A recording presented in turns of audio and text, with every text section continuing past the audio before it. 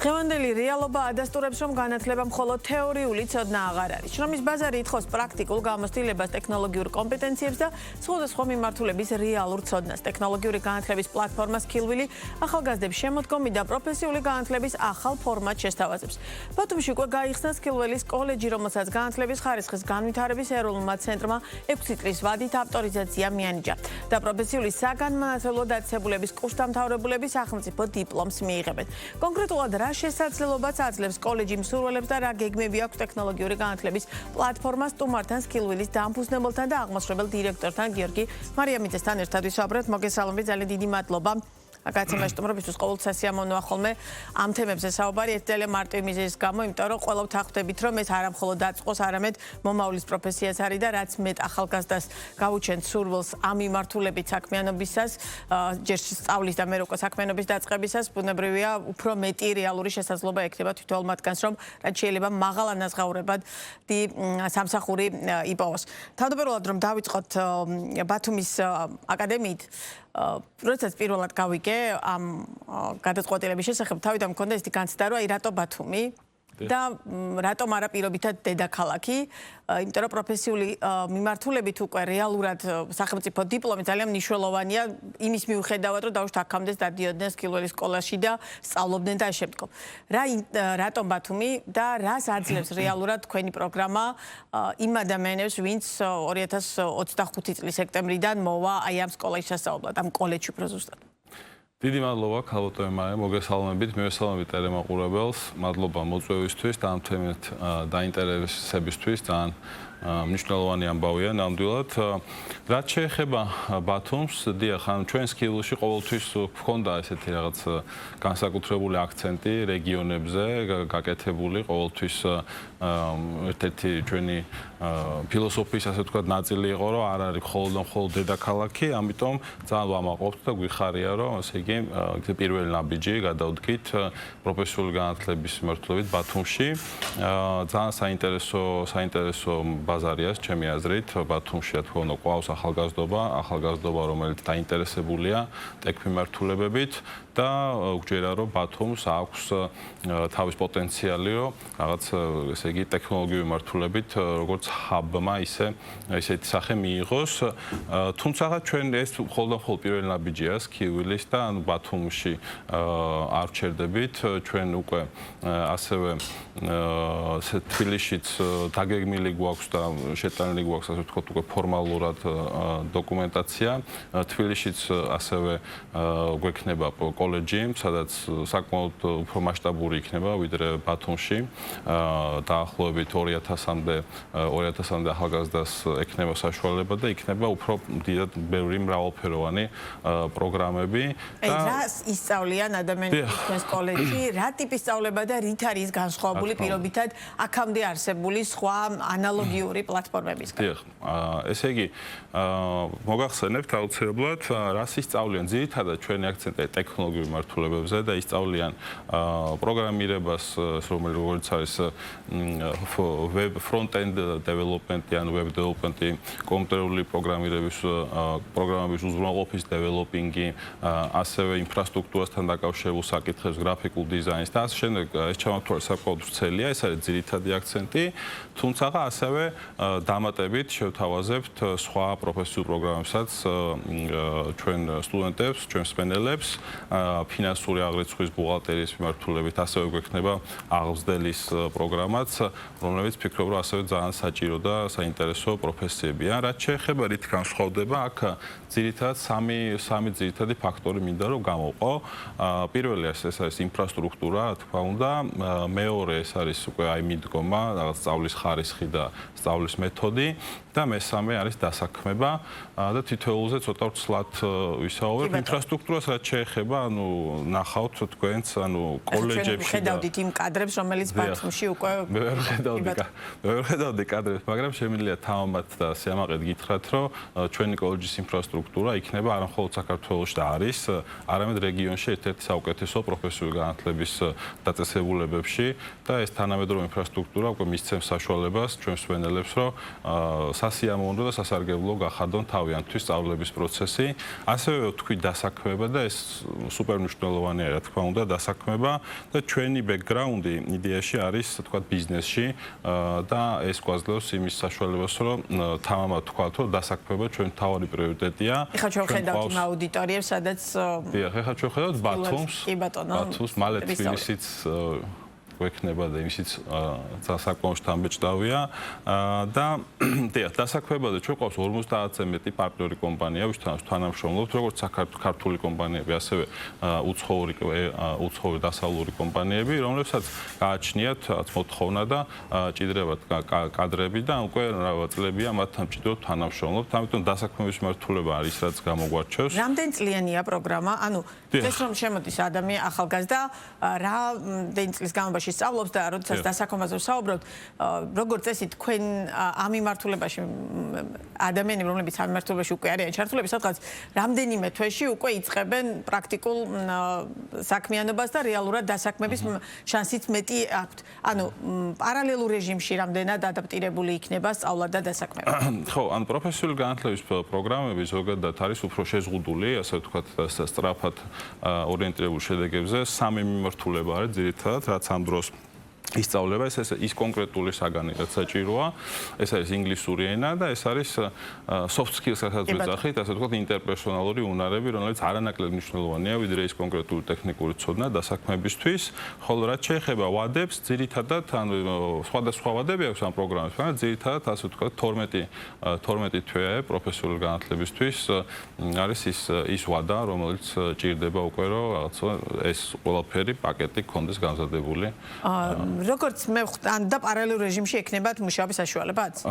პარალელურ რეჟიმში საშუალება მუშაობისაც ექნებათ მას შემდეგ რაც რაღაც ეტაპებს რა თქმა უნდა პრაქტიკული სამუშაოს იმ განსაკუთრებით სკილველისთვის იმ ადამიანებისთვის ვინც ამ სფეროში ხართ რეალურად რაღაც ეტაპები გაიარეთ ხო და თითქოს ჩანს რომ ეხა განსაკუთრებული ინტერესი და მოთხოვნა რეალურად ყოველ შემთხვევაში მე ასე მეჩვენება თქვენი გადმოსახედიდანაც რეალურად არის ინტერესი და უშუალოდ ტექნოლოგიური მიმართულებებით სწავლის, ცოდნის მიღების თუ რა არის მთავარი განმაპირობებელი რომ დაუშვათ აი ასე ფართოდ გადაწყვიტეთ ბათუმში, თბილისში და ამ მიმართულებით უკვე რეალურად პროფესიული კოლეჯის სტატუსის მიცემაც აი ამ თქვენი საქმიანობისთვის რასაც ხილველი ამ წლების განმავლობაში ეწეოდით. კი ბატონო, ჩვენ ამისი გვჯერა ნამდვილად და აი რო გადავხედოთ ხო რაღაც ბიზნესის აი ბიზნეს ასოციაცია საქართველოს ატარებს კვლევებს ყოველ კვარტალურად და იქ სტაბილურად პირველ 3 გამოწვევაში ყოველთვის საუბარია იმაზე რომ ანუ ნაკლებობა ასე ვთქვათ დეფიციტია კარგი კადრების რა ეს პრობლემა დგას წვავეთ და მეორე მხრივ რო გადავხედოთ რაღაც ანუ მუშაობის დონეც არსებობს გარკვეული საქართველოში და ასევე რაღაც არიან დასაქმების სურვილები რომლებიც ვერ ახერხებენ დასაქმებას და შესაბამისად რაღაც ეს დისბალანსი გვაქვს ესეთი შექმნილი და ეს გამოწვევაა ნამდვილად ამ გამოწვევას ფიქრობთ რომ პროფესიული განათლება საუკეთესოდ პასუხობს ფიქრობთ რომ ეს კარგი ალტერნატივაა უნივერსიტეტის იმიტომ რომ დღესდღეობით საქართველოში თითქმის 70 უნივერსიტეტი გვაქვს და მიუხედავად იმისა რომ ანუ ამდენი უნივერსიტეტი გვაქვს და საკმაოდ ხარისხიან პროგრამებსაც თავაზობენ ეს მაინც ვერ აგვარებს ამ პრობლემას რომ ერთის მხრივ დამსაქმებლები იძახიან რომ კადრების დეფიციტია ხოლო მეორეს მხრივ ასე ვთქვათ ყავს ადამიანები რომელიც ვერ საქმდებიან ამიტომ ჩვენ გვჯერა და გვწამს იმისი რომ პროფესიული განათლება ამ პრობლემის მოგვარების ერთ-ერთი ამ გამოწვევის მოგვარების ერთ-ერთი მთავარი გზაა მაღალია ერთია ჩვენი სიგვჯერა და მეორეა რამდენად არის დაუშვათ ამ მიმართულებით ინტერესი საზოგადოებაში. რა თქმა უნდა, ჩვენ უკვე მე-5 წელია ამ განათლების მიმართულებით საქმიანობთ და ვხედავთ, რა თქმა უნდა, ყველა რაღაცა პროგრამები, რომლებიც ხდება, იქნება ეს თქვა ჯიტას, დუაითი, იქნება ეს თბილისის მერის ისწავლა დასაქმების პროგრამა. აი ესეთ პროგრამების მიმართ საკმაოდ დიდია, ანუ ათასობით სურვილი არის ამ მიმართულებით და საკმაოდ დიდია დაინტერესება ნამდვილად სმენელების მხრიდან. რამდენად აქტიურია დაუშვათ პროფესიულ კუთხით პედაგოგთა ანუ რამდენად გვყავს ისეთი პედაგოგები, რომელთაც შეუძლიათ ისეთი განათლების და ცოდნის მიცემა ადამიანებისთვის, რომ რეალურად გამოადგეთ და ეს არ იყოს უბრალოდ თეორიული განათლება. კი ბატონო, ანუ სუსტად ამის თქვა მიდოდა, როდესაც სამ ძირითად უპირატესობებს ვსაუბრობდი, ეს ინფრასტრუქტურა, დასაქმება და როგორ ვასწავლით და სწორედ აქ არის ჩვენი მიდგომა არის, რომ რაღაც ნაკლები თეორია და მეტი პრაქტიკა და ის ადამიანები, რომლებიც ასწავლიან ჩვენთან მსმენელებს, ისინი სულ ყველა არიან მათი ძირითადი საქმე, ასე ვთქვათ, გრაფიკული დიზაინერია ან პროგრამისტი, ან ინდუსტრიაში დღეს ამჟამად მომუშავე პრაქტიკოსები არიან და ანუ ეს განაპირობებს იმას, რომ უკვე ეს ცოდნა იქნება უფრო პრაქტიკული და არა რაღაცა ვთქვათ თეორიული. რა თქმა უნდა, თეორიაც საჭიროა, თუმცა ძირითადი აქცენტი ჩვენთან კეთდება პრაქტიკაზე და შეუძლია რომ ისწავლოს და სწავლა არის უფასო, სახელმწიფოს მიერ არის დაფინანსებული უფრო ზუსტად თუ ვიტყვი. ვის შეუძლია რომ უკვე ისწავლოს აი ამ კოლეჯში? დიახ, ანუ სახელმწიფო საქართველოს ზოგადად პროფესიული განათლების მმართველად გვაქვს ვაუჩერების სისტემა და იძლევა ვაუჩერებს და რა თქმა უნდა ჩვენ გადავწყვეტთ რომ ამ ეტაპზე რაღაც დამატებითი გადასახადი არ გქონდეს, იმიტომ რომ უფრო ფართოდ გვინდა რომ გავიდეთ, შეუძლია ყველა ადამიანს, ყველა მსურველს, რომელსაც გააჩნია სკოლის, ასე ვთქვათ, საშუალო განათლების დიპლომი და უკვე თავის პროცედურა გვეტემის ჯიზონ დარეგისტრირდეს, მე რაღაც გაივლის გასაუბრებას და ასე შემდეგ რაღაც ამ პროცედურებს უკვე არის ინტერესი? ინტერესი არის ნამდვილად უკვე, თუმცა ანუ ოფიციალურად რეგისტრაცია დაიწყება 2 სექტემბერს, თითქმის 500-მდე ადამიანმა უკვე გამოთქვა ინტერესი. და 500-ივეს მიღება შეგიძლიათ? პირველ ეტაპზე ბუნებრივ. ძალიან დიდი იმედი მაქვს რომ შეგვეძლება, თუმცა რაღაც ეს ეტაპები უნდა გაიარონ, რა თქმა უნდა, იმისთვის რომ გასაუბრების. რაც შეეხება თბილისს, როდისთვის უნდა ვალოდოთ ანალოგიურ კოლეჯს თბილისში და თქვენ ახსენეთ რომ მასშტაბური იქნება, იქით იქნება მაშინ გამორჩეული. ანალოგიურ კოლეჯს და საკმაოდ ბევრად უფრო დიდს თბილისში ასევე სექტემბერში უნდა ველოდოთ, უბრალოდ ჯერჯერობით ფორმალური მხარე არ გვაქვს, ასე ვთქვათ, დასრულებული და ძალიან მალე დაახლოებით ერთ თვეში. იმისა რომ ეს არის პროფესიული სწავლება. რეალურად შეგვიძლია თქმა იმისა რომ საუნივერსიტეტო განათლების ერთგვარი ალტერნატივა არის ეს ნაწილი, ვისაც განსაკუთრებით ტექნოლოგიური მიმართულებები აინტერესებს? ცალსახად შეგვიძლია ვთქვათ და აი დასავლურ ქვეყნების მაგალითებსაც რომ შევადაროთ, აი თქვათ ბაკალავრის დიპლომი რა პროცენტს აქვს თქვათ ახალგაზრდობის, ეს საკმაოდ ესეთი მაჩვენებელია, დაახლოებით 30-36 აი ამ 30%-იან რეინჯში მერყეობს და ჩვენთან ასე ვთქვათ ძალიან მაღალია და რატომაც ამ პროფესიულ განათლებას ეს თავისი სტიგმა გააჩნია, რომ აი რაღაცა შენ ვერ მოხდი უნივერსიტეტში და იმიტომ ანუ რეალურად ესე არ არის, ანუ დასავლურ ქვეყნებში, რომელზეც ჩვენ გვინდა რომ ვიყოთ ცივილიზაციის ნაწილი და გვინდა რომ განვითარებული ეკონომიკა და ქვეყანა, აქ პროფესიული განათლება ძალიან დიდ როლს ასრულებს, საკმაოდ პრესტიჟულია და ჩვენ გვინდა რომ იგივეს თქვათ მივახციოთ ასევე საქართველოშიც. საქართველოს ტექნოლოგიური განვითარების მიმართულებით თქოს ბევრი კეთება სახელმწიფოს საჯაროდ გაცხადებული აქვს, რომ ეს არის ძალიან მნიშვნელოვანი პრიორიტეტი.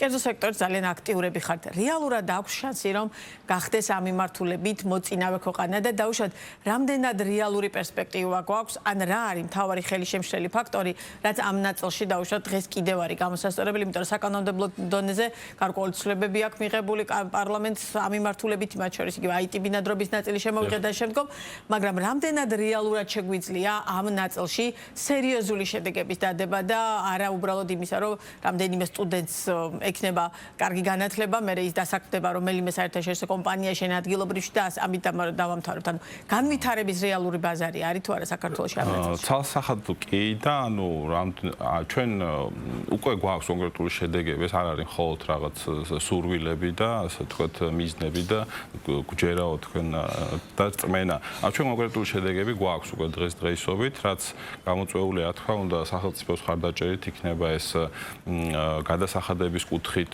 შემოვიდნენ საერთაშორისო IT ძალიან დიდი საერთაშორისო IT კომპანიები საქართველოში.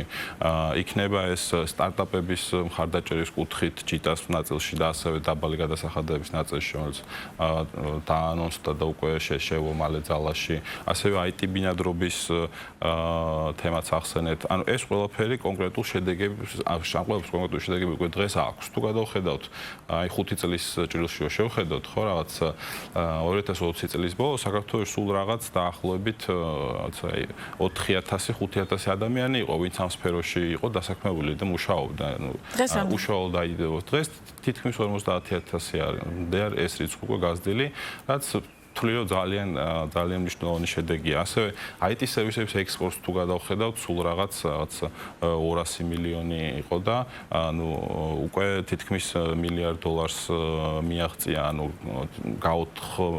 თელ-5 მაგდა გაუთხო ეს ციფრი, ამიტომ ჩვენ ძალიან კარგი შედეგები გვაქვს, მაგრამ ეს იმას არ ნიშნავს, რომ რა თქმა უნდა გავჩერდეთ, ამ მართლებით და გავაგრძელოთ მუშაობა და ფიქრობ, რომ მნიშვნელოვანია მომავალი არის ტექნოლოგიების, ჩვენ დავამტკიცეთ, რომ ეს შეგვიძლია, ეს პოტენციალი გვაქვს და გვჭირდება უბრალოდ ეხლა რაღაც ამ მართლებებით შეთანხმებულად მუშაობა. 5 წლის ვინმეს რა ეთქვა, რომ დავშთ იგივე 50000 ადამიანი იქნება ტექნოლოგიების მართლებით დასაქმებულიო, მე პირადად არ დავიჯერებდი, იმიტომ რომ 5 წლის წინ ძალიან აბსტრაქტულად ჩანდა საერთოდ ამ თემებზე საუბარიც და მხოლოდ მიხარია რომ დავშთ ასეთ შედეგი გვაქვს და ჩვენი საუბრის ბოლოს ექსპორტის ნაწილზე თუ ფიქრობთ, ან იგივე საერთაშორისო სტუდენტები თუ შეიძლება რომ დაინტერესდნენ დაუშვათ თქვენთან სწავლებით, იმიტომ რომ გაქვთ ამბიცია რომ დაუშვათ ერთგვარი რეგიონალური ჰაბის ფუნქცია შეითავსოს ამ ყველაფერმა. კი ბატონო, ნამდვილად მადლობა ამ კითხვისთვის. ან ერთ-ერთი ასევე თქვათ ერთ-ერთი განმაპირობებელი, რატომაც გადავწყვიტეთ რომ აი ფორმალურში შევიდეთ და კოლეჯის ავტორიტეტია გქონდეს, არის ის რომ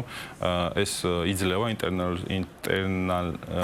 ინტერნალიზაციის საშუალებას, ანუ არსებობს ერასმუსის პროგრამა, ასევე მაგალითად, რომელშიც ჩვენ მონაწილეობთ და ეს უკვე შემდეგი ნაბიჯი არის დიახ ჩვენთვის სკილვილი არაფორმალური განათლების ნაწილში, ისედაც ანუ გვაქვს მოკლედ გატანილი გვაქვს აზერბაიჯანში, ასევე უზბეკეთში, ასევე იტალიაში, თუმცა აი ფორმალური განათლების ნაწილში. ანუ იქ არის სკოლები ამ ნაწილში. იქ არის იქ ყავს პარტნიორები, ასევე სტუდენტები, ვინც სწავლობენ, ასე ვთქვათ, სკილვილის პროგრამებით ამ საგნებს დიახ.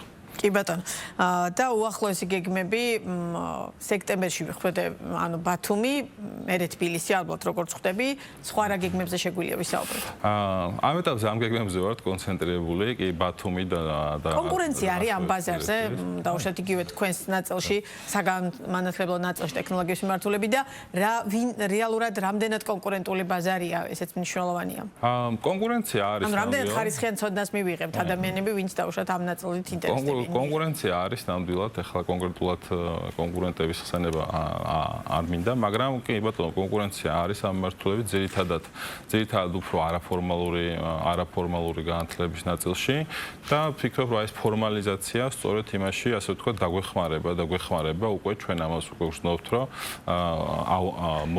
ასე ვთქვათ, გავზარდოთ ეს ხარისხი და უფრო რაღაცა სანდო გავხადოთ ამ მართლებით ჩვენი სტუდენტების მიერ მიღებული განათლების ხარისხი. ძალიან დიდი მადლობა გისურვებთ წარმატებებს და თქვენ სტუდენტებს უსურვებთ, რაც შეიძლება მეტი დასაქმდეს ისეთ საერთაშორისო გიგანტებში, როგორც არის Google, Facebook და შემდგომ, იმიტომ რომ თითოეული მე რამდენი შემხებლობაც გქონია, ვინც სწავლობდა თქვენთან, ყველა სურვილი იყო, რომ აი ძალიან დიდ გიგანტებში დავსაქმდეს და ამ მხოლოდ წარმატებები მინდა გისურვოთ თქვენს და თქვენ სტუდენტებსაც. გიორგი მარიამიძე იყო ბიზნეს პარტნიორის პირდაპირ ეთერის სტუმარი.